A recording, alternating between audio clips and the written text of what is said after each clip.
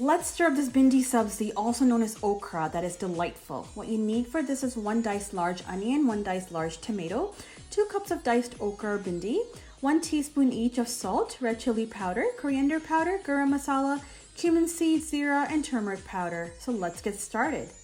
First, you're going to take a pan, put it over medium flame with a 1/4 cup of cooking oil. Once it's hot, you're going to add your diced okra in there, and you're going to fry the okra for about 10 minutes. The reason we pre-fry the okra is because this vegetable cooks really quick and we don't want it to break in the curry.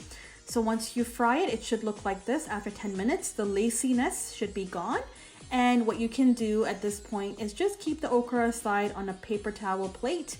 And we're gonna come back to it later once our base, our masala, is cooked. In the same pan, we're going to just add onions in here. You do not need to add any more oil. So just add your onions and you're gonna fry them until they are translucent. Now the onions are pretty much the star of this dish along with the okra. So you wanna make sure that these don't stick to the bottom and they don't burn as well. So once they are translucent and look just like this, you can now add your tomatoes in here and mix it really well together. I used a large onion and a large tomato, but if you have smaller onions and smaller tomatoes, I would just double the quantity. They should equate to 1 cup each. So at this point, what we're gonna do is mix our tomatoes in with our onions so they really blend well together.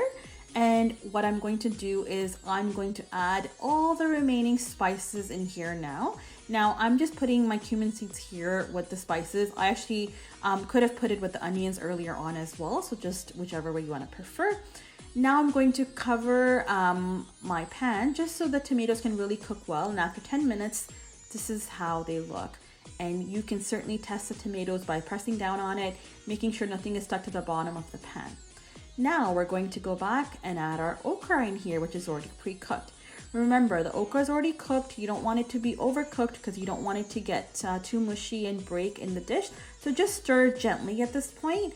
And what you're gonna do is once it's all mixed together, you can certainly add a few green chilies if you want it to be spicier.